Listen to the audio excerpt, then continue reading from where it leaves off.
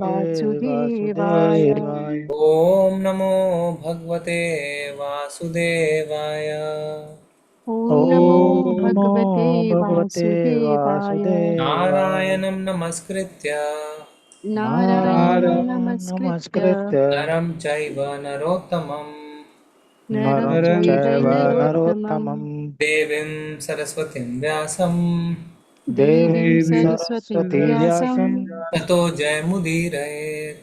ततो जयमुदीरये।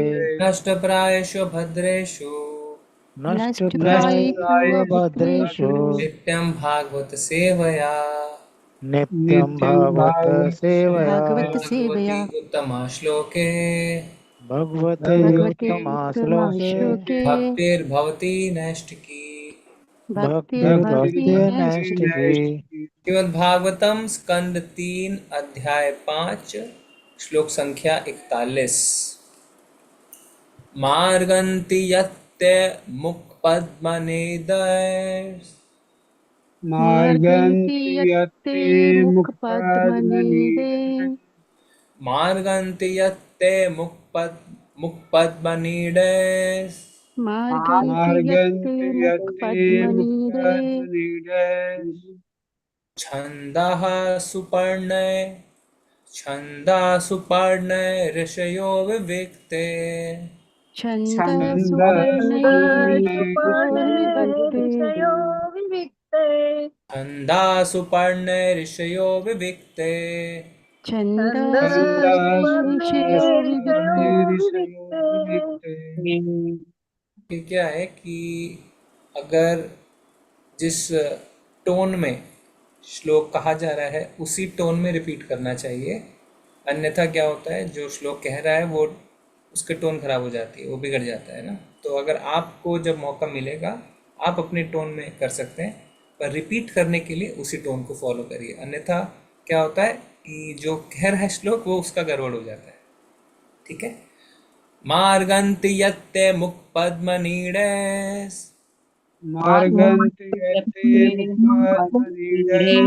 छन्दासुपर्णय ऋषयो विविक्ते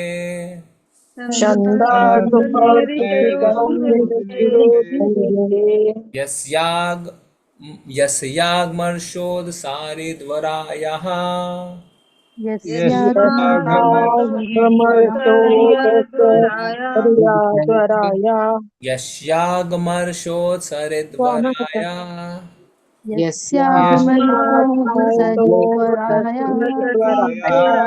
पदं पदं तीर्थपदा प्रपन्नः पदं पदं तीर्थपदा प्रपन्ना पदं मार्गन्ति यत्ते मुखपद्मनीडे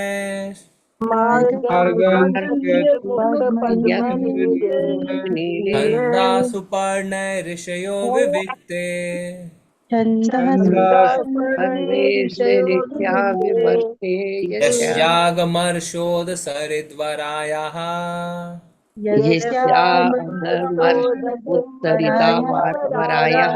पद्मपद्मतीर्थपदा प्रपन्ना पदं मार्गन्ति यत्ते मुखपद्मनीडे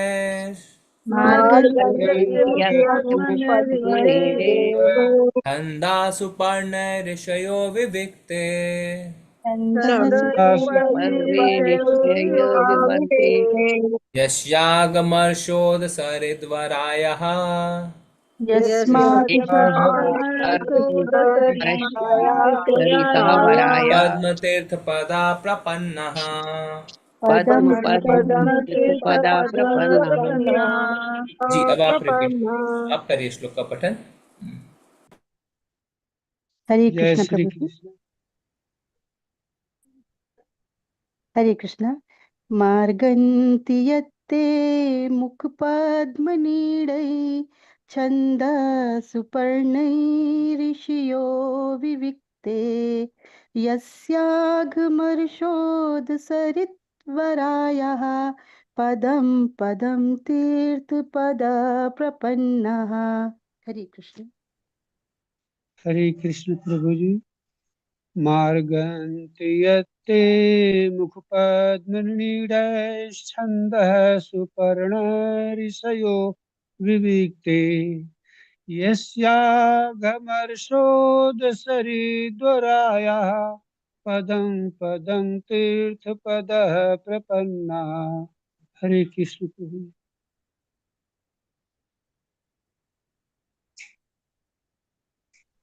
हरे कृष्णा प्रभु जी। मार्गान्ति यत्ते मुखपद्मनिरैः सच्चन्दसुपर्णैरिषयो विविक्ते यस्यागमर्षोदसरिद्वारयाः पदं पदं तीर्थपदः प्रपन्नाः। हरे कृष्णा। हरे कृष्ण प्रभु जी। मार्गन्ति यत्ते मुखपद्मनिडैश्छन्द सुपर्णे ऋषयो विविक्ते यस्याघमर्षोदसरिद्वरायाः पद्म पद्म तीर्थपद प्रपन्नाः। हरे कृष्णा प्रभु जी। मार्गन्ति यत्ते मुखपद्मनिडैश्च छन्दा सुपर्णे रश्यो विविक्ते यस्यागमशोधसरिद वराया पदं पदं तीर्थपदा प्रपन्ना। हरे कृष्ण। धन्यवाद हरे सर। कृष्ण। यस माता हरे जी। कृष्णा।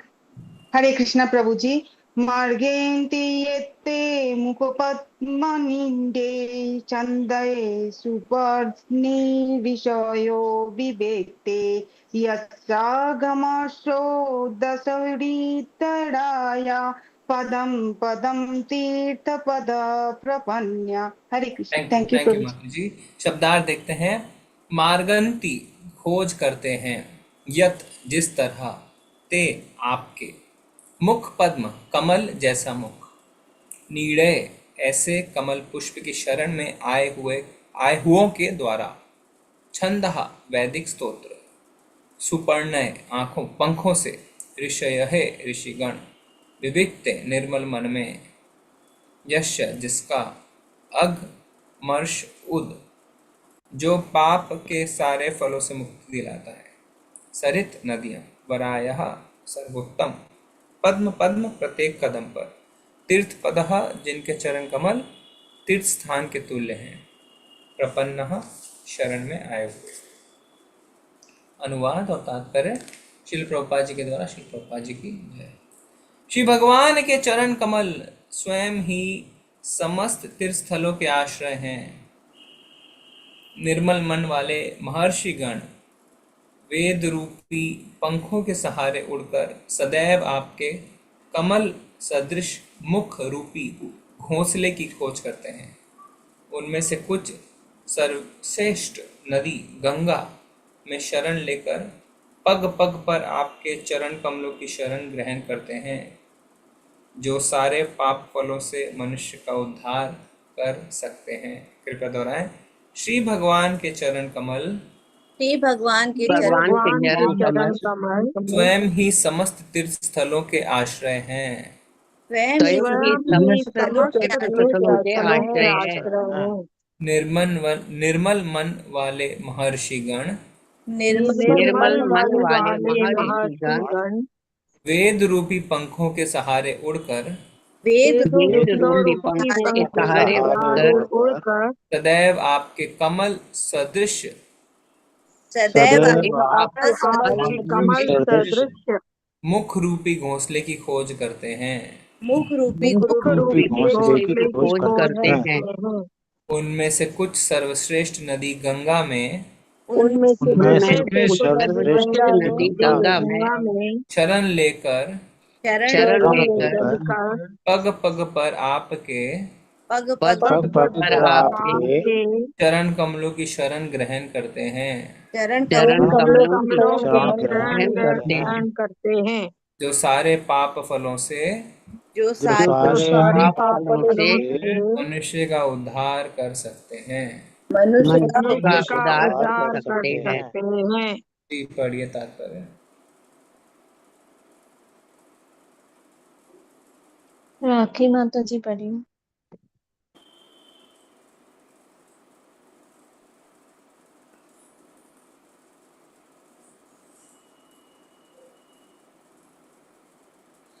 हरे कृष्ण तात्पर्य पढ़िए। भूमिका माता जी पढ़ी है। हरे कृष्णा सभी को। प्रभुपाद जी की जय। प्रभुपाद जी के द्वारा तात्पर्य। परम हंसों की तुलना उन राजहंसों से की जाती है जो कमल की पंखुड़ियों में अपने घोंसले बनाते हैं। भगवान के दिव्य शारीरिक अंगों की उपमा सदैव कमल के फूल से दी जाती है, क्योंकि भौतिक जगत में कमल का फूल सौंदर्य की पराकाष्ठा है। संसार की सबसे सुंदर वस्तु वेद या भगवत गीता है, क्योंकि उनमें स्वयं भगवान ज्ञान प्रदान करते हैं। परम हंस अपना घोंसला भगवान के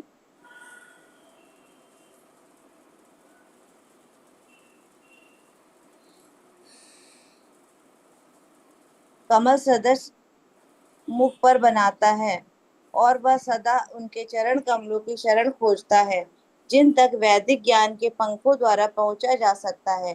क्योंकि भगवान समस्त उद्भासों के आदि स्रोत हैं, अतः वैदिक ज्ञान से प्रकाशित बुद्धिमान जन भगवान श्री भगवान की शरण उसी तरह खोजते हैं, जिस तरह अपने घोंसलों से दूर गए पक्षी विश्राम करने के लिए पुनः अपना घोंसला खोज लेते हैं। समस्त वैदिक ज्ञान भगवान को समझने के लिए है, जैसा कि श्री भगवान ने भगवत गीता 15.15 में कहा है कि वेदश्च सर्वैरहम वेद में वेदा।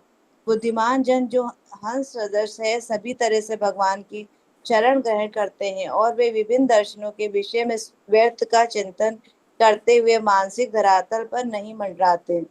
श्री भगवान इतने दयालु हैं कि उन्होंने ब्रह्मांड भर में गंगा नदी को विस्तारित कर दिया है, जिससे हर व्यक्ति उस पवित्र नदी में स्नान करके पग पर होने वाले पापों के फलों से छुटकारा पा सके। संसार में ऐसी अनेक नदियां हैं जिनमें स्नान करने से ईश चेतना का भाव जागृत हो उठता है, और ऐसी नदियों में गंगा नदी प्रमुख है। भारत में 5 पवित्र नदियां हैं, किंतु गंगा सर्वाधिक पवित्र है। गंगा नदी तथा श्रीमद् भगवत गीता मानव हेतु दिव्य सुख का प्रमुख स्रोत है, और बुद्धिमान लोग भगवत धाम वापस जाने के लिए इनकी शरण ग्रहण कर सकते हैं। यहाँ तक कि श्रीपाद शंकराचार्य ने भी यह संस्तुति दी है कि श्री भगवत गीता का थोड़ा सा ज्ञान तथा गंगा जल का थोड़ा सा जलपान मनुष्य को यमराज के दंड से बचा सकता है। हरे कृष्णा। थैंक यू माता जी। ओम अज्ञानतिमिरन्धस्य ज्ञानाञ्जनशलाकया चक्षुरुन्मिलितं येन तस्मै श्रीगुरुवे नमः। श्रीचैतन्यमनोभीष्टं स्थापितं येन भूतले स्वयं रूपा कदा मह्यं ददाति स्वपदान्तिकं। वन्देऽहं श्रीगुरुं श्रीयुतपदकमलं श्रीगुरून् वैष्णवांश्च श्रीरूपं साग्रजातं सहगण रघुनाथान्वितान्तं सजीवम् साद्वैतं सावधूतं परिजनसहितं कृष्णचैतन्यदेवं श्रीराधा कृष्णपादान् सहगण ललिता श्रीविशाखान्वितांश्च। नमो ॐ विष्णुपादाय कृष्णपृष्ठाय भूतले श्रीमति भक्तिवेदांत स्वामिन् इति नामिने। नमस्ते सारस्वते देवे गौरवाणी प्रचारिणे निर्विशेषाय शून्यवादी पाश्चात्य देशतारिणे। वाञ्छाकल्पतरुभ्यश्च कृपा सिन्धुव एव च पतितानां पावनेभ्यो वैष्णवेभ्यो नमो नमः। हे कृष्ण करुणा सिन्धु दीनबन्धु जगत्पते गोपेश गोपिका कान्त राधा कान्त नमस्तुते। तप्त कांचन गौरांगी श्रीराधे वृंदावनेश्वरी वृषभानुसुते देवी प्रणमामि हरिप्रिये। जय हो श्री कृष्ण चैतन्य प्रभु नित्यानंदा श्री अद्वैत गदाधर शिवसादि गौर भक्त वृंदा। नमो महावदन्याय कृष्ण प्रेम प्रदायते कृष्णाय कृष्ण चैतन्य नामने गातिशे नमः। हरे कृष्णा कृष्णा कृष्णा हरे हरे हरे राम राम राम हरे हरे। मार्गन्ति यत्ते मुखपद्मनीडे छन्दासु पर्णैर्षयो विविक्ते यस्यागमर्षो सरिद्वरायः पद्मतीर्थपदा प्रपन्नः। श्री भगवान के चरण कमल स्वयं ही समस्त तीर्थ स्थलों के आश्रय हैं। निर्मल मन वाले महर्षिगण वेद रूपी पंखों के सहारे उड़कर सदैव आपके कमल सदृश मुख रूपी घोंसले की खोज करते हैं। उनमें से कुछ सर्वश्रेष्ठ नदी यानी गंगा में शरण लेकर पग पग पर आपके चरण कमलों की शरण ग्रहण करते हैं, जो सारे पाप फलों से मनुष्य का उद्धार कर सकते हैं। तो यहाँ पे हम देख रहे हैं कि मैत्रेय मुनि जब विदुर जी को बता रहे हैं भौतिक संसार के बारे में, तो उन्होंने बताया कि किस तरीके से जो भौतिक वस्तुएं हैं, जो भौतिक तत्व हैं, उस सब के एक एक अधिष्ठाता देव हैं। फिर बताते हैं कि वो देव जो हैं, देवी देवता जो हैं, वो भी भगवान की स्तुति करते हैं। और किन शब्दों में करते हैं? तो ये शब्दों में करते हैं। तो ये जो शब्द हैं ये देवताओं के शब्द हैं। तो आज देवता भगवान की स्तुति करते हुए कहते हैं कि आपके जो चरण कमल हैं वो तीर्थ स्थलों के आश्रय हैं। ये कई बार बोला गया है शास्त्रों में कि वास्तव में जितने तीर्थ स्थल हैं ब्रह्मांड में, उनका जो आश्रय है वो कितनी शरण लिए हुए हैं? वो भगवान के चरण कमल की शरण लिए हुए हैं। इसलिए प्रभुपाद जी ने कई बार अपने तात्पर्य में कहा है कि अगर कोई व्यक्ति भक्तिमय सेवा में लगा हुआ है किसी मंदिर में, तो उसे बार बार इधर उधर तीर्थ यात्रा करने की आवश्यकता नहीं है, तीर्थ स्थलों में जाने की आवश्यकता नहीं है। क्योंकि जो तीर्थ स्थल भगवान के चरण कमलों का आश्रय लिए हैं, उन्हीं चरण कमलों का आश्रय वो भक्त उस मंदिर में भगवान की सेवा करते हुए ले रहा है, क्योंकि ऑलरेडी वो मंदिर में रह रहा है और ऑलरेडी भगवान की सेवा में लगा हुआ है। तो कई बार भक्तों को लगता है कि हमारी सेवा तो नित्य है, हम क्या कभी तीर्थ यात्रा पर नहीं जा सकते? पर वास्तविकता यह है कि उनको तीर्थ यात्रा में जाने की आवश्यकता ही नहीं है। क्यों? क्योंकि तीर्थ यात्रा जो है, जो तीर्थ स्थान है, वो भगवान के चरण कमलों की शरण ग्रहण किए हुए हैं। और कोई भक्त अगर सच्चे हृदय से पूरी निष्ठा के साथ भगवान की सेवा में लगा हुआ है, तो वो ऑलरेडी भगवान के चरण कमल के शरण ग्रहण किए हुए है।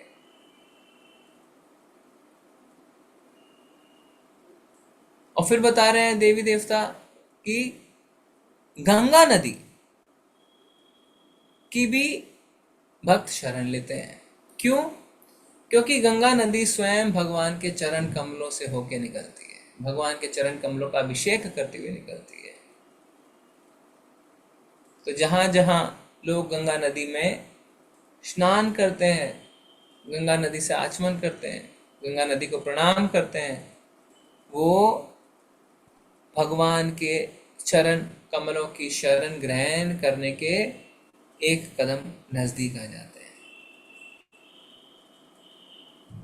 यानी गंगा नदी की शरण पाकर चरण कमलों की शरण पाई जा सकती है। क्यों? क्योंकि गंगा नदी सारे पाप फलों से मनुष्य का उद्धार कर देती है। तो जिनके भी घर के बगल में गंगा नदी बहती है, उन्हें बीच बीच में मौका मिलते ही गंगा नदी में जरूर स्नान करना चाहिए, क्योंकि गंगा नदी खुद भगवान के चरण कमलों का अभिषेक करते हुए बह रही है। ठीक है, आगे वाला श्लोक देखेंगे। नेक्स्ट श्लोक में चलिए। आपके चरण कमलों के विषय में केवल उत्सुकता तथा भक्ति पूर्वक श्रवण करने से तथा उनके विषय में हृदय में ध्यान करने से मनुष्य तुरंत ही ज्ञान से प्रकाशित हो जाता है और वैराग्य के बल पर शांत हो जाता है। अतएव हमें आपके चरण कमल रूपी पुण्यालय की शरण ग्रहण करनी चाहिए। तात्पर्य पढ़िए।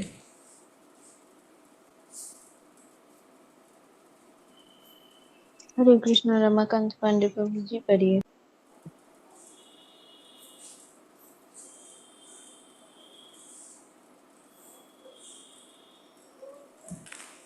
रमाकांत पांडे प्रभु जी। जी हरे कृष्ण माता जी। श्रील प्रभुपाद जी की जय। श्रील प्रभुपाद जी के द्वारा तात्पर्य। उत्सुकता तथा भक्ति पूर्वक भगवान के चरण कमलों का ध्यान करने के चमत्कार इतने महान होते हैं कि कोई अन्य विधि इनकी बराबरी नहीं कर सकती। भौतिकतावादी जनों के मन इतने व्यग्र रहते हैं कि उनके लिए निजी नियमित प्रयासों द्वारा पर परम सत्य की खोज कर सकना प्रायः असंभव होता है। किंतु ऐसे भौतिकतावादी जन भी दिव्य नाम, यश, गुण इत्यादि के विषय में श्रवण के प्रति थोड़ी सी उत्सुकता से ज्ञान तथा वैराग्य प्राप्त करने की अन्य सभी विधियों को मात कर सकते हैं। बद्ध जीव देहात बुद्धि के प्रति लिप्त रहता है, अतएव वह ज्ञान में पड़ा रहता है। आत्मज्ञान का संवर्धन भौतिक अनुराग से वैराग्य उत्पन्न करा सकता है, और जैसे वैराग्य के बिना ज्ञान का कोई अर्थ नहीं होता, भौतिक भोग के लिए सबसे भयावह आसक्ति है यौन जीवन। यौन जीवन के प्रति आसक्त व्यक्ति को ज्ञान से विहीन समझना चाहिए। ज्ञान के पश्चात वैराग्य होना ही चाहिए।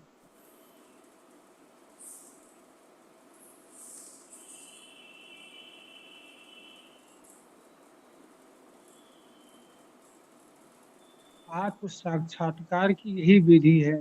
आत्म साक्षात्कार के लिए ज्ञान तथा वैराग्य अनिवार्य है, और यदि कोई व्यक्ति भगवान के चरण कमलों की भक्ति करता है तो ये दोनों अनिवार्य तत्व तुरंत प्रकट होते हैं। इस संदर्भ में धीर शब्द अत्यंत महत्वपूर्ण है। जो व्यक्ति व्यग्रता का कारण उपस्थित होने पर भी विक्षुब्ध नहीं होता, वह धीर कहलाता है।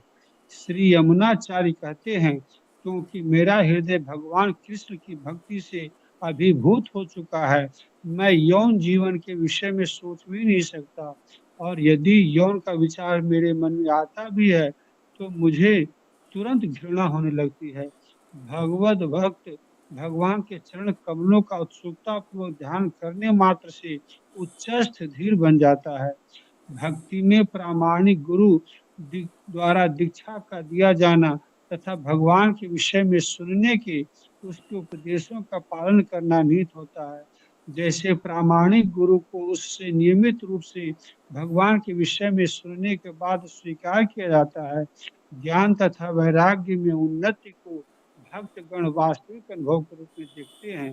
श्री चैतन्य महाप्रभु ने प्रामाणिक भक्त से सुनने की इस विधि को की जोरदार संस्तुति की, और इस विधि का पालन करते हुए मनुष्य अन्य सारी विधियों पर विजय प्राप्त करते हुए सर्वोच्च परिणाम तक पहुंच सकता है। हरे थैंक यू प्रभु जी। आपके चरण कमलों के विषय में केवल उत्सुकता तथा भक्ति पूर्वक श्रवण करने से तथा उनके विषय में हृदय में ध्यान करने से मनुष्य तुरंत ही ज्ञान से प्रकाशित हो जाता है। तो देखिए, देवतागण अपना एक्सपीरियंस बता रहे हैं, अपना अनुभव बता रहे हैं, क्योंकि वो उस मार्ग से होकर गुजर चुके हैं। वो किताबी ज्ञान नहीं बता रहे हैं। देवतागण आप बीती बता रहे हैं, उन्होंने इस चीज का अनुभव कर लिया है। कह रहे हैं भगवान के चरण कमल के विषय में केवल, यानी ज्यादा कुछ कॉम्प्लिकेटेड नहीं है, सिर्फ उत्सुकता के साथ और भक्ति पूर्वक अगर हम श्रवण करेंगे। भक्ति का सबसे पहला स्टेप है श्रवण, सुनना। वो सुनना कैसे है? उत्सुकता और भक्तिमय, यानी आपको उत्सुकता होनी चाहिए, जबरदस्ती नहीं। कई बार क्या होता है, सुबह सुबह की जो भागवतम क्लास होती है, टेम्पल डिवोटीज वो बस बैठ जाते हैं और इंतजार करते हैं कि कब 9 बजे और कब हम प्रसाद खाएं। उत्सुकता होनी चाहिए। और भक्ति पूर्वक मान लीजिए आपको एक भौतिक विषय के बारे में बताया जा रहा है कि 1 महीने में करोड़पति बने, कितनी उत्सुकता और जोश के साथ आप सुनेंगे ना, वैसा ही चाहिए। उत्सुकता पूर्वक और भक्ति पूर्वक, सरेंडर के साथ जो श्रवण करेंगे, क्या होगा? तुरंत ही ज्ञान प्रकाशित हो जाएगा। दिव्य ज्ञान हृदय प्रकाशित। सततम कीर्तयन्तो माम, भगवान कहते हैं ना, सततम कीर्तयन्तो माम। सततम कीर्त यानी उत्सुकता के साथ जो भगवान की भक्ति कर रहा है। फिर क्या होता है? ये जनाब ज्ञान दीपेन भास्वता ददामि बुद्धि योगम तम, उसको भगवान बुद्धि प्रदान करते हैं और हृदय में ज्ञान का दीप जला देते हैं। क्या ज्ञान का दीप? आध्यात्मिक ज्ञान का दीप। और इस ज्ञान के बल पर वैराग्य आ जाता है, ज्ञान से वैराग्य आता है। भौतिक ज्ञान से भी वैराग्य आ जाता है। आप देखें बड़े बड़े डॉक्टर, बड़े बड़े साइंटिस्ट, बड़े बड़े इंजीनियर, इतना उन्हें भौतिक ज्ञान हो जाता है कि वो वैराग्य की ओर बढ़ जाते हैं। उनका रहना, खाना, पहनना, उड़ना सब सिंपल हो जाता है, बहुत सिंपल हो जाता है। आप देखेंगे ना, कभी कभी ऑपरेशन थिएटर से डॉक्टर निकल के चल देंगे तो बोले अरे ये डॉक्टर थे क्या? बिल्कुल साधारण, देख के नहीं लगेगा इतने बड़े डॉक्टर है। बड़े बड़े साइंटिस्ट हुए, बिल्कुल साधारण तरीके से रहने लग गए। भौतिक ज्ञान से अगर वैराग्य आ सकता है तो सोचिए आध्यात्मिक ज्ञान से कितना वैराग्य आ सकता है। और ज्ञान और वैराग्य ही भक्ति की पहचान है। ये नहीं कि सुन तो रोज रहे हैं पर वैराग्य बोल के 0/0, कोई वैराग्य नहीं है भौतिकता के प्रति।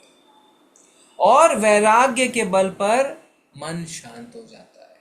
देखिए कितना इंपॉर्टेंट है। अगर हम ध्यान से श्रवण करेंगे तो ज्ञान मिलेगा, ज्ञान से वैराग्य आएगा और वैराग्य के बल पर हमारा मन शांत हो जाएगा। क्योंकि मन आज जो अशांत है उसका कारण ही है भौतिकतावाद। अगर आप ठंडे दिमाग से सोचें बैठ के आराम से कि क्यों आपका हृदय अशांत है, क्यों मन अशांत है, तो आप देखेंगे कि भौतिक कारणों के से ही ऐसा हो रहा है और कोई कारण नहीं है। या तो आपको कोई चीज़ चाहिए जो आप नहीं मिल रही है, या दूसरों के पास है उसको देख के आपको ईर्ष्या हो रही है, आपको उससे द्वेष हो रहा है, किसी ने आपको कुछ कह दिया है वो आपको हजम नहीं हो रहा है, या आपके पास पैसे कम हैं, या बाहर जाके खा नहीं पा रहे हैं, या आपको पुत्र की प्राप्ति नहीं हो रही, आपको धन की प्राप्ति नहीं हो रही, आपको यश कीर्ति की प्राप्ति नहीं हो रही, अच्छी नौकरी नहीं, इत्यादि इत्यादि इत्यादि सारे कारण जो हमारे मन को अशांत करते हैं वो भौतिक ही हैं। और जब आपको वैराग्य आ जाता है, डिटैचमेंट, तब मन शांत हो जाता है। क्यों? क्योंकि वैराग्य से आप समझ जाते हैं कि अरे ये क्या करना है मुझे, पैसे कम है कोई बात नहीं, उसके पास गाड़ी है मेरे पास नहीं कोई बात नहीं, वो फॉरेन टूर पे जा रहा है मैं नहीं जा रहा कोई बात नहीं। वैराग्य के बल पर शांत हो जाता है मन। शुरुआत कैसे हुई? शुरुआत हुई ध्यान पूर्वक सुनने से, उत्सुकता के साथ सुनने से, भक्ति पूर्वक सुनने से। श्रवण हर चीज की कुंजी है। श्रवण अगर अच्छे से हम करें, उत्सुकता के साथ करें, भक्ति पूर्वक करें, तो वहां से हमारी भक्ति ऊपर बढ़ने लगती है। समर्पण के साथ करना है तो ज्ञान आएगा, ज्ञान से वैराग्य आएगा और वैराग्य से मुक्ति। इसीलिए तो कहते हैं भुक्ति मुक्ति कामी सकले अशांत। आगे किसको पता है श्लोक? भुक्ति मुक्ति कामी सकले अशांत, कृष्ण भक्त होइले शांत। करेक्ट? सिर्फ कृष्ण भक्ति शांत है। जो भुक्ति मुक्ति कामी है, जिसको भोग करना है, जिसको मुक्ति की आशा है, जो सकाम कर्म कर रहा है, वो हमेशा अशांत है। सकल अशांत, सब अशांत है, क्योंकि कुछ चाहिए चाहिए चाहिए, वैराग्य नहीं है। तो कृष्ण भक्त ही सिर्फ शांत है, क्योंकि उसे कुछ नहीं चाहिए। उसने अच्छे से श्रवण किया, उत्सुकता पूर्वक सुनी चीजों को, श्रीमद् भगवद गीता, श्रीमद् भागवतम, चैतन्य चरितमृत को सुना और उससे ज्ञान की प्राप्ति हुई, ज्ञान से वैराग्य आया और वैराग्य से हृदय मन शांत हो गया। तो तात्पर्य के पहली लाइन में प्रभुपाद जी चमत्कार शब्द का इस्तेमाल कर रहे हैं। क्या लिख रहे हैं? उत्सुकता तथा भक्ति पूर्वक भगवान के चरण कमलों का ध्यान करने से चमत्कार इतने महान होते हैं। ध्यान करने का मतलब ये मत सोचिए कि बैठ के आपको आंख बंद करके भगवान के चरण कमलों का ध्यान करना है, इसका मतलब वो नहीं है। ध्यान का मतलब है सब कुछ करते करते भगवान के चरण कमलों का स्मरण। चरण कमलों का स्मरण मतलब हमेशा भगवान के गुण रूप लीला इत्यादि का स्मरण। जैसे जब किसी का पति बॉर्डर पे आर्मी में काम करता है, कई वर्ष निकल जाता है, वो आता नहीं है, तो उसकी पत्नी हर कुछ करते करते उसका ध्यान करती है। घर के काम करे, खाना बनाएंगी तो अपने पति के बारे में सोचती रहेंगी, बैठी हैं तो उनके बारे में सोच रही हैं, घर की सफाई कर रही है तो उनके बारे में सोच रही है, मार्केट गई है तो उनके बारे में सोच रही है, टीवी भी चल रहा है पर उनके बारे में सोच रही है। इसे कहते हैं ध्यान। अपना नित्य कर्म करते करते भी उनकी समाधि, उनका ध्यान अपने पति के ऊपर है। तो जब हमारा ऐसा होगा, जब हम अपने नित्य कर्म करते करते भी भगवान का रूप गुण लीला को स्मरण करेंगे, तब क्या होगा? चमत्कार। चमत्कार होगा। इसीलिए आप देखेंगे भक्तों का जो बॉडी लैंग्वेज है वो काफी शांत सा रहता है।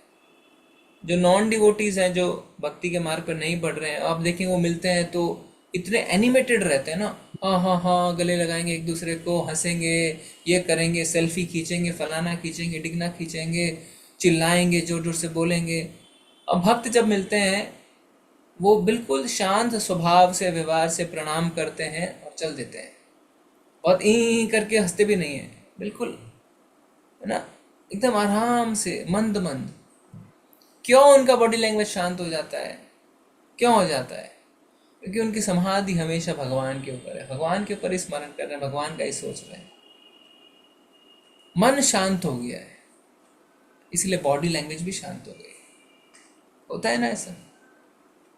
कई बार हम उसको गलत तरीके से सोचते हैं, हमें लगता है कि भक्त तो डिसइंटरेस्टेड है, इंटरेस्टेड ही नहीं है, कैसे खोए खोए से रहते हैं, बुझे बुझे से रहते हैं, कोई मतलब ही नहीं है उन्हें। ऐसा नहीं है, ऐसा नहीं है। उनका ध्यान, उनकी समाधि भगवान पे लगी हुई है, खोए खोए नहीं है। कृष्ण भक्त को तो बहुत चतुर बताया गया है, बहुत इंटेलिजेंट बताया गया है। शास्त्रों में लिखा है कि जो कृष्ण कॉन्शियसनेस में आएगा, कृष्ण भावनामृत में आएगा, वो सबसे बुद्धिमान है। तो कैसे फिर बुद्धिमान व्यक्ति ऐसा हो सकता है? ऐसा नहीं हो सकता। तो चमत्कार इतने महान होते हैं कि अन्य विधि इनकी बराबरी नहीं कर सकती। किंतु भौतिकतावादी लोग दिव्य नाम, यश, गुण इत्यादि के विषय में श्रवण के प्रति थोड़ी सी भी उत्सुकता दें तो ज्ञान और वैराग्य प्राप्त कर सकते हैं। तो वास्तव में अगर आप देखें तो हम भी भौतिकतावादी ही हैं, ठीक है। हमने क्या किया? थोड़ी सी उत्सुकता दिखाई, बस थोड़ी सी। चलो कोई बात नहीं, थोड़ा सुनते हैं भगवत गीता में क्या लिखा है। लोग कहते हैं भगवत गीता, थोड़ा सुन लेते हैं। तो क्या होता है? थोड़ी सी उत्सुकता से ज्ञान तथा वैराग्य प्राप्त करने में हम सफल हो जाते हैं। थोड़े अंश मात्र, थोड़ा सा ज्ञान मिलता है, थोड़ा सा, और वो जो थोड़ा सा ज्ञान और थोड़ा सा वैराग्य मिलता है, उसी से कितनी आनंद की प्राप्ति होती है हमें। वैराग्य से जब मन शांत होगा तो आनंद की प्राप्ति तो होना निश्चित है ना, निश्चित है। अब आप घबराते नहीं है, मन शांत हो गया है। अब छोटी छोटी सी बातों पे आप बेकार की टेंशन नहीं लेते हैं। पहले जिन बातों को लेकर आप बहुत ज़्यादा चिंतित हो जाते थे, अब आप बोलते हैं ठीक है, कोई बात नहीं, देखेंगे भगवान की जैसी इच्छा, है ना, और चीज़ें अच्छी होती हैं। आप बेकार में टेंशन नहीं लेते हैं। आत्मज्ञान का संवर्धन भौतिक अनुराग से वैराग्य उत्पन्न कर सकता है। देखिए प्रभुपाद जी लिख रहे हैं, आत्मज्ञान का संवर्धन भौतिक अनुराग से वैराग्य उत्पन्न कर सकता है। वैराग्य किस चीज से? भौतिक अनुराग, जो हर चीज में हमें इतनी अटैचमेंट है भौतिकतावाद से, उससे वैराग्य हो जाता है। अब भक्त बोलते हैं ठीक है, गाड़ी ही तो है, बड़ी गाड़ी की क्या आवश्यकता है, अपना काम तो चल रहा है। या अरे अपने को यूरोप क्यों जाना है, अपन तो जगन्नाथपुरी भी जा सकते हैं ना, घर से तो निकलना है, चलो कोई। क्या होता है? धीरे धीरे मन शांत होता है और वैराग्य उत्पन्न होना शुरू हो जाता है। और ऐसे वैराग्य के बिना ज्ञान का कोई अर्थ नहीं होता। यानी अगर आप ज्ञान तो ले रहे हैं, डेली सुन रहे हैं, पर आपके अंदर वैराग्य नहीं आ रहा है, तो इसका मतलब कहीं कुछ बहुत बड़ी गलती हो रही है। यानी आप ध्यान से सुन नहीं रहे, आपका श्रवण जो है वो गलत हो रहा है। और कई बार क्या होता है, भक्त इसी की आड़ में कि देखो हम तो सुन रहे हैं डेली, पर अपने भौतिक इच्छाओं को पूरा करते हैं कि हम इसे भक्ति में लगा रहे हैं। किसी को मान लीजिए बड़ी गाड़ी चलाने की इच्छा है भौतिक, तो बोलेंगे हम इससे वैष्णवों की सेवा करेंगे। ठीक है, कभी कदार हो सकता है 2 साल में एक बार वो किसी को एयरपोर्ट से पिकअप कर लें, पर अपनी इच्छाओं को पूरा कर रहे हैं। अरे हम ऑस्ट्रेलिया जा रहे हैं, वहाँ पे ना इस्कॉन टेम्पल में जाएंगे दर्शन करने। 7-8 दिन के ट्रिप में आप 1 घंटा इस्कॉन टेम्पल जाते भी हैं, पर बाकी दिन आप क्या करते हैं, अपनी भौतिक इच्छाओं को पूर्ति करते हैं। करेक्ट? ये गलत है। अगर ज्ञान से वैराग्य नहीं आ रहा तो ऐसे ज्ञान का कोई लाभ नहीं है। भौतिक भोग के लिए सबसे दुर्दम में आ सकती है यौन जीवन, और सबसे ज्यादा खतरनाक जो बताया गया है वो बताया गया है यौन जीवन। यौन जीवन के प्रति वैराग्य आना चाहिए।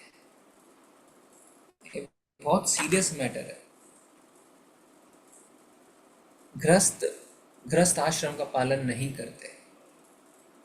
गृहस्थ आश्रम का अर्थ होता है कि आप अपने पति और पत्नी आपस में खाली कृष्ण भावना भावित बच्चों को पैदा करने के लिए संबंध बनाते हैं, अपने इंद्र तृप्ति इंद्र तुष्टि के लिए नहीं। अभी कुछ दिन पहले एक प्रभु जी से मैं मिला। अभी उनकी वर्ष 62 साल की है, ब्रह्मचारी ही है, पर गिरवे में नहीं है, उन्होंने शादी नहीं करी। वो बहुत सेवा करते हैं, अपने खुद के पैसे लगा लगा के। अभी मंदिर में नहीं रहते हैं, बाहर रहते हैं, पर जहाँ उनको भक्तों की सेवा की मौका मिलता है वो आगे बढ़ बढ़ के सेवा करते हैं, अपने खुद के पैसे लगा के सेवा करते हैं। तो वो अपना किस्सा बता रहे थे कि जब वो 40 साल से जुड़े हैं आज इस्कॉन से, कि जब वो अपने 20s में थे तो जिस मंदिर में सेवा प्रदान कर रहे थे वहाँ पे एक माता जी आती थी, और उन माता जी की सगाई हो गई थी। पर कुछ ऐसा था कि वो माता जी अब इन प्रभु जी के साथ अटैच होना चाहती थी। तो देखिए, एक तरफ उनकी सगाई हो चुकी है, एक तरफ वो इनके साथ अटैच होना चाह रही है। ये न प्रभु जी ने को जब ऐसा लगने लगा कि माता जी का इंटेंशन ठीक नहीं, उन्होंने कहा ये आप गलत कर रहे हैं, ये आपको नहीं करना चाहिए। तो उन्होंने भावनात्मक पूर्ण बातें कही, नहीं जिससे मेरी सगाई हुई है उससे मेरी शादी करने की इच्छा नहीं, इत्यादि इत्यादि इत्यादि। और अंत में ये हुआ कि काफ़ी समय उन्होंने अपना भी बर्बाद किया, काफ़ी समय उन्होंने इन प्रभु जी का भी बर्बाद किया, और शादी उसी से करी जिससे उनकी सगाई हुई थी। अब बातें क्या कि हम मिलके भगवान की सेवा करेंगे, आप भक्ति वृक्षा चलाइए, हम भक्ति वृक्षा चलाएंगे, इत्यादि इत्यादि इत्यादि। पर अपने अंदर वो यौन जीवन के ख्यालों को पोस रही थी।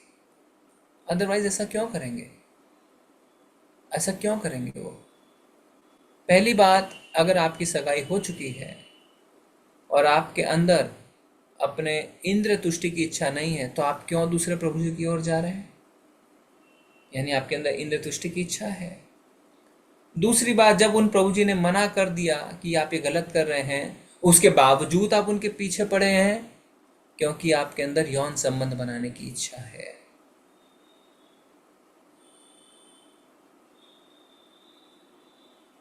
तो भक्त भक्ति के आड़ में,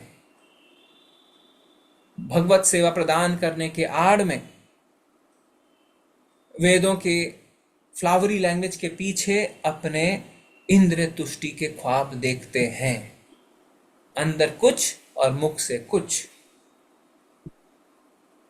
ठीक है, आपकी इच्छा है कि आप अपने इंद्रियों को तुष्ट करें, तो आप इसके कारण दूसरे भक्तों को क्यों डिस्टर्ब कर रहे हैं?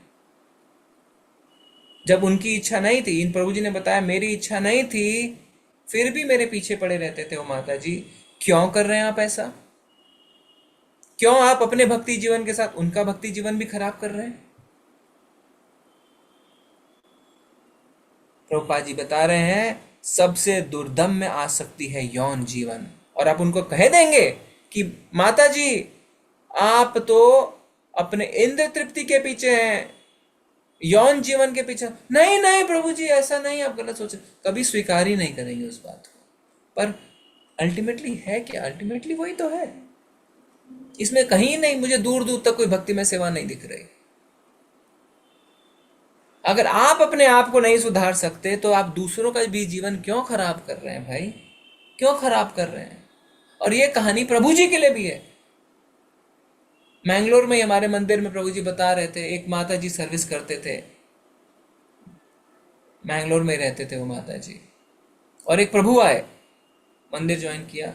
अब ये प्रभु उन माता जी के पीछे पड़ गए, और ऐसा पीछे पड़े कि वो माता जी का सर्विस उन्होंने बंद करवा दी। मतलब वो माता जी का, प्रभु जी अब मैं मंदिर नहीं आ सकती क्योंकि यहाँ आके मुझे ये सब झेलना पड़ रहा है। उन्होंने मंदिर ही आना बंद कर दिया। हुआ क्या? एक भक्त यहाँ पे, एक प्रभु जी जिनके अंदर यौन संबंध बनाने की इच्छा थी, इंद्र तुष्टि की इच्छा थी, उनकी इच्छा के कारण एक दूसरे भक्त की भक्ति भी रुक गई। क्या किया आपने? तो हमें हर समय अंदर झांक के देखते रहना चाहिए कि हम सुधरें, और खुद नहीं सुधर पा रहे हैं तो कम से कम दूसरों को मत डिस्टर्ब करिए। ये एक बहुत बड़ा अपराध है, बहुत बड़ा अपराध कर रहे हैं आप वैष्णव के चरण में। क्यों आप दूसरे को भक्ति के जीवन से हटा रहे हैं? क्यों कर रहे हैं आप ऐसा? हम यहाँ पे वैष्णवों की सेवा करने आए हैं कि वैष्णवों को भक्ति से हटाने के लिए आए हैं? क्यों कर रहे हैं हम ऐसा? और ये अब बहुत रैम्पेंट है, हर जगह यही हो रहा है। ऐसे ऐसे प्रभुपाद जी ने नहीं लिख दिया, सबसे दुर्दम में आ सकती है यौन जीवन।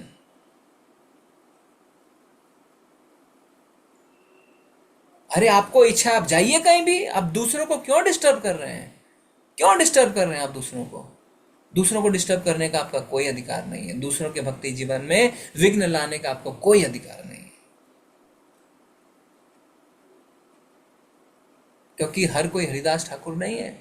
साक्षात माया देवी उनके पास आई उनको डिस्टर्ब करने के लिए, पर वो डिस्टर्ब नहीं हुए, पर बाकी भक्त डिस्टर्ब हो जाते हैं। आप क्यों नहीं समझते हैं इस बात को? तो सबसे दुर्दम में आसक्ति है यौन जीवन। यौन जीवन के प्रति आसक्त व्यक्ति को ज्ञान से विहीन समझना चाहिए। तो भले ही वो बड़ी बड़ी बातें कर दे, भक्ति शास्त्री, भक्ति वैभव के क्लास अटेंड करके सर्टिफिकेट प्राप्त कर ले, पर अगर उसकी ऐसी मानसिकता है, उसे ज्ञान से विहीन समझना चाहिए। वास्तव में उसने कुछ नहीं किया। ज्ञान के पश्चात वैराग्य होना ही चाहिए। तो यानी आपको वैराग्य नहीं है, यानी इसका मतलब आपको ज्ञान नहीं है। तो क्यों आप ड्रामा कर रहे हैं? आप छोड़ दीजिए और आप अपने भौतिक जीवन में लग जाइए, नौकरी करिए, पैसे कमाइए, शादी करिए और बच्चे पैदा करिए। आप क्यों ढोंग कर रहे हैं भक्ति का? क्योंकि आपको वैराग्य नहीं है। इन सब संदर्भ में धीर शब्द अत्यंत महत्वपूर्ण है। जो व्यक्ति व्यग्रता का कारण उपस्थित होने पर भी विशुद्ध नहीं होता, वह धीर कहलाता है। यानी बहुत कुछ उटपटांग चीजें होंगी, पर अगर वो नहीं, मुझे डिस्टर्ब नहीं होना है, वो धीर कहलाता है। अब यमुनाचार्य के देखिए, यहाँ पे प्रभुपाद जी ने यमुनाचार्य का उदाहरण भगवत गीता के भी एक परपट में किया है। यहाँ पे भी सेम चीज बताए। यमुनाचार्य बोलते हैं कि जब मैं यौन जीवन के बारे में सोचता हूं तो थू थू करने की इच्छा होती है, मुझे घृणा होती है। घृणा क्या है? ये क्या कीचड़ है?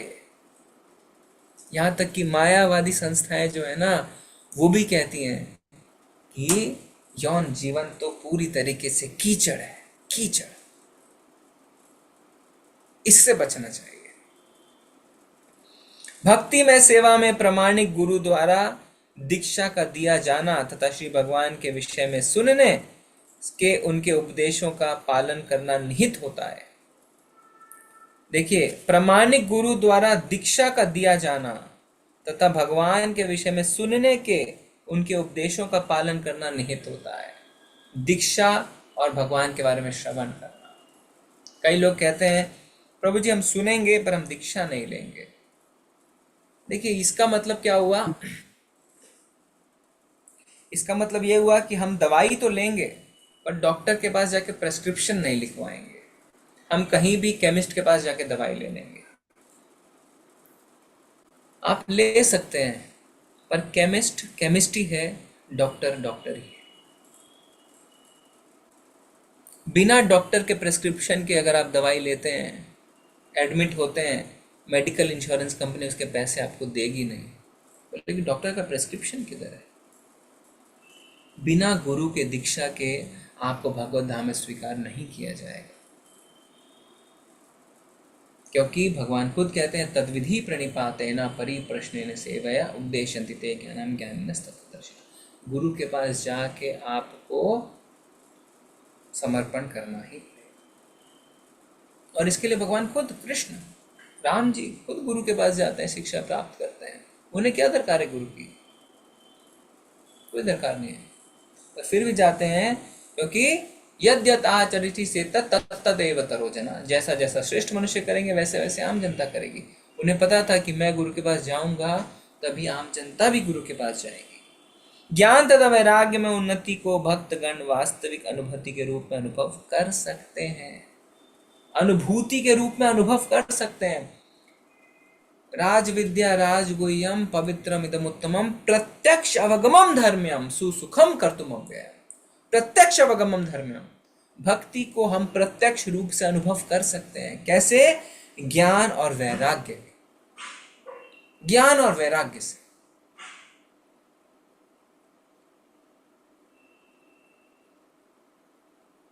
एक प्रभु जी अभी बता रहे थे कि वो अपने कुछ दिन पहले अपने घर गए तो अपने बहुत पुराने मित्र से मिले जो उनके कॉम्प्लेक्स में रहता है, और उससे बातों ही बातों में उन्होंने अपनी दो चार उन्हें बातें बता दी। उनका जो मित्र उन्हें कहता है कि मैं आपको मित्र कहूँ, गुरु कहूँ, क्या कहूँ, क्योंकि आपके चरित्र में अब इतनी स्थिरता है, आपकी बातों में इतनी गंभीरता है और इतने ज्ञानपूर्ण आपकी बातें हैं कि अब मैं आपको मित्र रूप में नहीं देख पा रहा हूँ। तो प्रभु जी मुझे क्यों बता रहे थे? प्रभु जी बता रहे थे कि जब हम भक्ति में रहते हैं हमें खुद पता नहीं चलता है कि हम धीरे धीरे प्रोग्रेस कर रहे हैं। जब कोई दूसरा व्यक्ति आपको दिखता है तब वो बताता है हाँ इसने प्रोग्रेस किया है। ज्ञान और वैराग्य को अनुभव कर सकते हैं।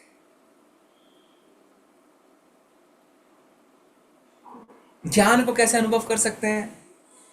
जब कोई विकट स्थिति आती है, अब आप देखेंगे कि बुद्धि परमात्मा बुद्धि के रूप में प्रकट होता है, हमने पढ़ा था। अब आपकी बुद्धि ठीक चल रही है, परमात्मा आपको चैत्य गुरु के रूप में गाइड कर रहे हैं, ऐसा करो ऐसा करो। पहले आप विचलित हो जाते थे, अब आप कहीं ना कहीं अच्छा डिसीजन ले पा रहे हैं।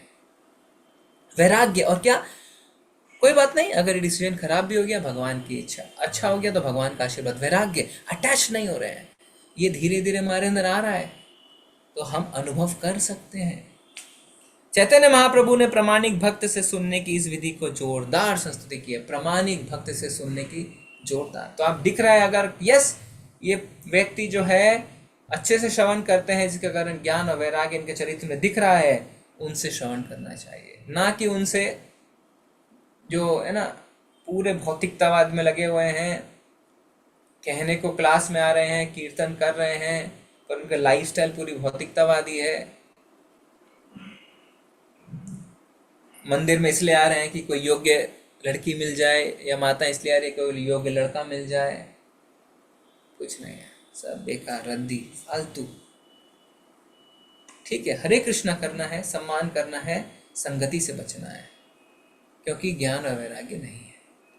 तो अब मेरा आप सबसे प्रश्न है, माता जी आप स्क्रीन हटा दीजिए, कि ये जो लास्ट लाइन लिखा हुआ है कि ज्ञान और वैराग्य में उन्नति को भक्तगण वास्तविक अनुभूति के रूप में अनुभव कर सकते हैं, इस सेंटेंस को आप सब अपने जीवन से रिलेट करके बताइए कि क्या ये सेंटेंस आपके जीवन में सही उतरा है कि नहीं उतरा है अभी तक।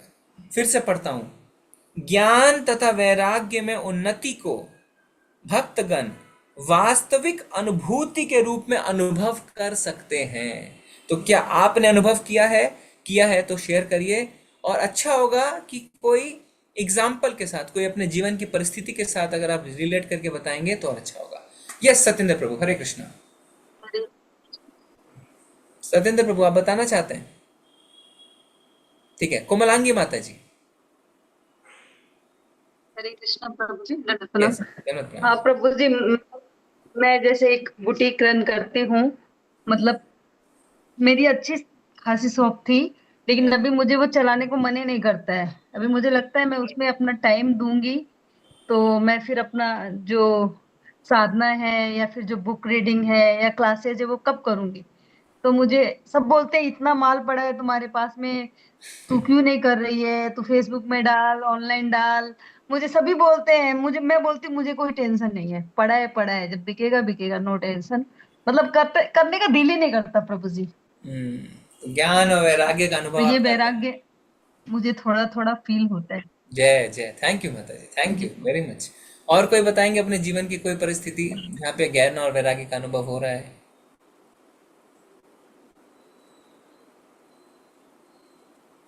किसी को नहीं हो रहा है? ऐसा कैसे? प्रभु जी इसके साथ ये भी है ना, जैसे पहले हम अपने रिलेटिव से बहुत फोन में बातें करते थे या फिर फ्रेंड से बातें करते थे, किटी पार्टीज और इधर उधर जाते थे, अभी वो सब कुछ दिल नहीं करता। अभी लगता है कि मेरा टाइम वेस्ट हो रहा है उसमें। वेरी गुड, ठीक है। हरे कृष्णा प्रभु जी। यस प्रभु। प्रभु जी ये तो नहीं कह सकता कि वैराग्य है या क्या है, लेकिन एक वो बहुत कुछ मिला है कि सांत्वना कह देते हैं या एक सब्र करने की शक्ति, जैसे कहते हैं कि पहले बहुत वो होता था, दुख होता था किसी बात को लेकर या बहुत सुखी होते थे, वैसा नहीं होता बिल्कुल भी। अभी पिछले 3 महीने में मेरे 2 सगे भाई गए हैं प्रभु जी, मेरे से दोनों बड़े थे, एक आर्मी में थे और एक गृहस्थ जीवन में ही थे, रिटायर थे, और पिछले 3 महीने में गए हैं। परिवार के साथ जो हुआ वो एक हादसा ही था, लगभग 3 महीने के अंदर 2 भाई चले जाना, लेकिन इतना अटैचमेंट नहीं हुआ प्रभु जी। इतना मुझे ये लगा कि ये जो सच है वो सच है। और ऐसी बहुत चीज़ें, जैसे टीवी देखना, अखबार पढ़ना, चाय पीना, मतलब इनसे तो कोई वो ही नहीं है प्रभु जी, बिल्कुल भी फालतू की बात करना, इतना कुछ हो गया है कि कोई शब्द नहीं है मेरे पास कहने के लिए। तो आपने टीवी देखना, टीवी तो प्रभु जी मुझे यकीन मानिए, टीवी तो मुझे खोल कम से कम 3 साल हो गए होंगे। मैंने टीवी में ये नहीं पता लगा मैं क्या चल रहा है क्या नहीं है। और बेटा है बस, वो देख लेता है कभी कभार, मैच वगैरह देखता है, मैं तो मेरा तो ही नहीं है बिल्कुल भी, कोई इंटरेस्ट ही नहीं है। वैराग्य का अनुभव। थैंक यू प्रभु। इन 2 हाथ, ये जो 2 हाथ से गुजरे मेरे साथ, अभी जो 2 हाथ से गुजरे 3 महीने के अंदर ही, इनमें तो बिल्कुल ही नॉर्मली कुछ ऐसा लगा ही नहीं कि भाई, ऐसा लगा कि हाँ ये सच है, जो सच है वो सच है। तो प्रभु जी ध्यान श्रवण कर रहे हैं और ज्ञान और वैराग्य का अनुभव। थैंक यू प्रभु। और कोई भक्त शेयर करना चाहते हैं? हरे कृष्णा प्रभु जी। Yes, मैं माता। अपना एक लेटेस्ट एक्सपीरियंस शेयर करना चाहती हूँ कि अभी पिछले ही सैटरडे को मुझे किसी काम से नोएडा जाना था, तो मैं नोएडा गई हुई थी। और बहुत टाइम से, जब से ये क्लासेस वगैरह शुरू की हैं, तो मॉल वगैरह में जाना बहुत बहुत मतलब मिनिमम हो गया, अब जाते ही नहीं है। तो वहाँ पे कुछ रिलेटिव्स थे, तो वो जबरदस्ती की शाम के टाइम पे जो है, चलिए मॉल में लेके चलते हैं और वहाँ पे कुछ शॉपिंग करेंगे।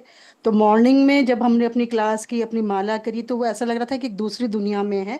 और जैसे ही इस मॉल में एंटर किया, इतना वहाँ पे वो बच्चों की गेमिंग जोन में इतना शोर और ये सब इतना शोर था, तो मुझे ऐसा लगा कि मैं पृथ्वी लोक से किसी दूसरे लोक में चली गई हूँ शायद। और उस आने के बाद वहां से इतनी अंदर से गिल्टी फील हुई कि मैं क्यों वहां गई थी और क्यों मैंने अपने 3 से 4 घंटे वहां बर्बाद किए, कि मेरी इवनिंग क्लास भी छूट गई, इवनिंग जो पूजा थी वो भी छूट गई। और वो मतलब पहले जो इतना अच्छा लगता था, वही चीज अब बहुत खराब लगने लगी। Very good, very nice. देखिए छोटी सी चीज है, पर ये छोटी छोटी रियलाइजेशन, आज एक प्रभु जी बता रहे थे कि जैसे लिखा है ना, ददाति प्रतिगृह्णाति गुह्यम आख्याति पृच्छति, कि भक्तों को आपस में गिफ्ट देना चाहिए, लेना चाहिए, गुह्य बातें बतानी चाहिए। तो इसका मतलब क्या है? इसका मतलब हमने ठीक से समझा नहीं है। गुह्य बातें बताने का मतलब ये नहीं कि चलो मैं आपको अपने घर की लड़ाई झगड़ की बातें बताऊं और आप मुझे अपने सास बहू की बातें बताएं, नहीं। गुह्य बताने का मतलब यही है जो अभी हम बता रहे हैं, कि ये मेरा रियलाइजेशन है, ये गुह्य है, आप सबके आगे नहीं बता सकते हैं। आप इस यहाँ पे भक्तों के बीच बता रहे हैं, पर मैं आपको बोलूंगा कि किसी अभक्तों के बीच आप बताएंगे ही नहीं, आप कुछ बोलेंगे ही नहीं। ये है गुह्यम आख्याति पृच्छति, जहाँ पे आप अपना रियलाइजेशन शेयर कर रहे हैं, आप अपना अनुभव बता रहे हैं, जिससे हमें सुन के इंस्पिरेशन मिल रही है, हमें सुन के थोड़ा इंकरेजमेंट मिल रहा है, और हम अपने बता रहे हैं अपनी, है ना, कि ऐसा है, तो आपको इंकरेजमेंट मिल रही है। ये है गुह्यम आख्याति पृच्छति, ददामि, है ना वो। ठीक है, वेरी गुड, थैंक यू माता जी। और कोई भक्त बताना चाहते हैं? उनका कोई रियलाइजेशन? हरे कृष्णा प्रभु जी। दीपा माता जी, यस। प्रभु जी, पहले ये होता था कि छोटी छोटी बातों में ना ये होता था, हाय मेरा हिस्सा चला गया उधर, या इन चीजों को लेके टेंशन होती थी। हम्म। अब जब से भगवत गीता भागवतम पढ़ने लगे तो कहते हैं ये तो मटेरियल है। हम्म। तो अच्छा ही, अब कोई इतना फील नहीं होता कि चलो हो गया ना, कोई बात नहीं, हो गया तो हो गया, कोई मतलब नहीं है उन चीजों का। अभी छोटी हम्म। छोटी चीजों के लिए, अभी कोई बड़ा ब्लंडर नहीं है, छोटी छोटी चीजों के लिए भी पहले टेंशन होता था कि ऐसा क्यों हुआ, ऐसा नहीं होना चाहिए था, मुझे भी इन्वॉल्व करना चाहिए था। अब वो सब चीजों को जितना नहीं कर रहे हैं उतना अच्छा है, ऐसा फील होता जितना है। नहीं कर रहे हैं उतना अच्छा है, सही बात है। Very good. ज्ञान और वैराग्य का अनुभव। थैंक यू माता जी। और देखिए, जितनी बातें छोटी हैं उतनी सच्चाई भी है उसमें, क्योंकि अदरवाइज बड़ी बड़ी स्टोरी नहीं बता रहे कोई, छोटी छोटी बातों का मतलब है कि वो अपने डेली जीवन में वैराग्य का अनुभव कर रहे हैं। यस, सुधा माता जी, आप बताएंगे? हरे कृष्ण प्रभु जी, दंडवत प्रणाम। थैंक यू माता जी। प्रभु जी, अभी 4 जून को मेरे फादर एक्सपायर हो गए और 3 जून को मेरा एक्सीडेंट हुआ। तो मतलब सब लोगों को लग रहा था, अरे ये क्या हो गया, इतनी चोट लग गई है और यही है। हमने बोला ये तो होनी थी, जो होके रहेगी। तो लेकिन गनीमत है कि मेरी आंख पे ऊपर चोट थी, लेकिन आंख को कुछ भी नहीं हुआ। तो मतलब बेटी मेरे साथ में थी, मुझे ऐसा फील हुआ कि उसको तो एक खरोंच भी नहीं आई, वो तो स्कूटी से नीचे गिरी भी नहीं। तो मतलब ठाकुर जी तो है जो बचाने वाले हैं हमें, और वो हर समय हमारे साथ रहते हैं। फिर उसके बाद में 4 जून को जब फादर एक्सपायर हो गए, तो मतलब मुझे लग रहा था कि उनको बहुत कष्ट में थे, बहुत लंबे समय से। तो अच्छा हुआ उनको इससे मुक्ति मिल गई है। तो इस तरह से प्रभु जी लगता है कि जिस चीज के लिए हम पहले इतना दुखी होते रहते थे, तो वो चीजें अब इतना इफेक्ट नहीं करती हैं हमें। हाँ, क्योंकि क्या लिख रहे हैं प्रभुपाद जी? नहीं, देखिए तात्पर्य इसमें लिखा अनुवाद में, वैराग्य के बल पर शांत हो जाता है मनुष्य, वैराग्य के बल पर शांत हो जाता और प्रभु जी जब उनकी डेथ हुई तो हम हरे कृष्णा महामंत्र ही कर रहे थे मन में, और हम मदर को भी वैसे बोलते तो हैं, लेकिन वो कहती है नहीं मैं कर रही हूँ, लेकिन हमें मालूम है वो करती नहीं है। है। तो उनको समझाते रहते हैं। फिर प्रभु जी अभी मेरे देवर की बिटिया की शादी थी कल, तो मैं वहां गई तो 2 दिन मुझे वहां पे इन्वॉल्व होना पड़ा। लेकिन जब आते हैं तो ऐसे लगता है कि अरे वो हमारे 2 दिन तो बिल्कुल बेकार चले गए, हम्म। लेकिन लगता है कि वो जरूरी था इसलिए हम गए थे। लेकिन वहां भी हम अपना मतलब कोशिश कर रहे थे कि संध्या और आरती वगैरह ना छूटे, अपने ठाकुर जी को वहां लेके गए थे। हम्म। तो प्रभु जी एक दिन उन्होंने खाना भी, वो बोल रहे थे बिना प्याज लहसुन का सब अलग से भोग का प्रिपेयर होगा, लेकिन अब किसकी गलती थी पता नहीं। तो ठाकुर जी को एक दिन जो भोग लगा उसमें प्याज था, तो वो तो बाद में ही मालूम चला हमें, भोग लगाने के बाद में। तो बहुत फील हुआ कि ये क्या हुआ, हम ठीक है इतनी बड़ी मिस्टेक कैसे हो गई। हमने उनको बोला नहीं हम यहाँ खाना नहीं खाएंगे, तो फिर थोड़ा वो अलर्ट हुए, और प्रभु जी उन्होंने फिर ध्यान से खाना वाना बनवाया। देखिए, मैं आपको एक बात बताता हूँ। जो हम साउथ में एक जो मैंगलोर का सबसे बड़ा केटरर है, हम उसके पास गए थे, क्योंकि हम अपने मैंगलोर मंदिर में एक कल्याण मंडप, जैसे मैरिज हॉल बोलते हैं ना, वहाँ पे कल्याण मंडप बोलते हैं, वो हमारा है। तो उसके लिए कि अगर कोई आते हैं यहाँ पे फंक्शन करने, तो हम आपके साथ टाई अप कर सकते हैं और आप सात्विक बिना प्याज लहसुन इत्यादि का खाना बना सकते हैं। तो पता है उन्होंने हमें क्या बताया? उन्होंने बताया, प्रभु जी हम बिना प्याज लहसुन का बनाते हैं। आज वो मैंगलोर के सबसे बड़े केटरर हैं, कामत केटरर्स, आप सर्च करिए। पर ये जो कुक हैं, उनको ये माइंड में बैठा हुआ है कि बिना प्याज लहसुन के खाना स्वादिष्ट नहीं बन सकता है। और क्योंकि उनके ऊपर जिम्मेदारी है स्वादिष्ट बनाने की, तो वो क्या करते हैं, वो छुपा के प्याज और लहसुन का पाउडर लेके जाते हैं अपनी, जैसे लुंगी में छुपा लिया, कहीं कपड़े में छुपा लिया, कहीं मुट्ठी में छुपा के ले जाते हैं, और जब कोई नहीं देख रहा होता उस पाउडर को मिक्स कर देते हैं सब्जी में। ये तब जब वो ओनर खुद बोल रहा है अपने रसोइयों को कुक्स को की प्याज लहसुन नहीं डालेगा, ओनर से छुपा के भी कुक्स डालते हैं, क्योंकि उनको पता है कल अगर उनको लगता है कि कल स्वादिष्ट नहीं बना तो ये हमारी नौकरी जाएगी। बोले हमने अपने कुक्स को पकड़ा है ये करते हुए। सोचिए आप, तो जो बाहर का खाना हम बोलते हैं ना कि बिना प्याज लहसुन नहीं है, ये नहीं है, वो नहीं है, जो बनाने वाला है वो क्या कर रहा है आपको कुछ नहीं पता है, कुछ भी नहीं पता है। तो इसीलिए बाहर का खाना तो भगवान को आप भोग लगा ही नहीं सकते हैं, लगा ही नहीं सकते हैं। सोचिए, ये सबसे बड़ा केटरर बोल रहा है मैंगलोर का, तो बोल रहा है हमारी ही नहीं सुनते हैं। बाद में उन्होंने कैमरे वगैरह लगाए तब पकड़ा। और Mangalore is a pious city, वहाँ पे लोग बहुत ज़्यादा पायस हैं, आस्था बहुत है उन लोगों की, और फिर भी ये सब काम हो रहे हैं। तो किसी चीज़ की कोई गारंटी नहीं है। ठीक है, तो आज चलेंगे। आप सब भक्तों का बहुत बहुत धन्यवाद। प्रभु आपने जी ऐसी कंडीशन में क्या करना चाहिए जहाँ पे फल है हम, ना आपके पास, फल फ्रूट है ना, उनका लेकिन भोग प्रभु लगाइए। जी हम कैसे प्रसाद पाएंगे? ठाकुर जी को फल का भोग लगा दिया तो। तो वो आपको देखना है, हमें देखना हम क्या कर सकते हैं। पर सबसे अच्छी बात है कि तो आप तो घर में हैं, तो घर में तो अगर सपोज फंक्शन है तो आप खुद भी रसोई में जाके अपने लिए बना सकते हैं ना। नहीं प्रभु जी, घर में नहीं थे, वो डेस्टिनेशन वेडिंग के जैसे। हाँ, तो फिर आपको पता है कि दही चावल खा सकते हैं। दही चावल में तो प्याज का कोई कॉन्सेप्ट ही नहीं है। बॉयल्ड राइस है, दही है ना, या बॉयल्ड आलू मंगा लिया आपने, चावल मंगा लिया, उसमें कुछ मसाले मिला के, जो चीज़ 100% आपको श्योर है कि इसमें तो होगा ही नहीं। तो प्रभु करेक्ट। जी वो भोग लगाए बिना ले सकते हैं?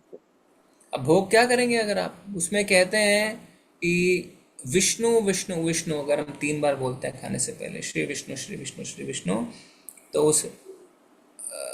उस अन्न का, उस भोजन का जो पाप कर्म है वो कट जाता है। ये इमरजेंसी के हिसाब से है, पर भगवान को आप क्या भोग लगाएंगे फिर, है ना। तो इसीलिए आपको फल फ्रूट का भोग लगा देना चाहिए भगवान। ठीक है। हरे कृष्ण प्रभु जी। यस एक प्रभु। छोटा सा कुछ मैं भी शेयर करना चाहता वो आवाज़ नहीं आ रही है आपकी। हूँ। हरे कृष्ण प्रभु जी, आवाज़ आ रही है? मेरे को तो बहुत धीरे आ रही है, पता नहीं बाकियों को आ रही है कि नहीं। हरे कृष्ण प्रभु जी। बोलिए। प्रभु जी, एक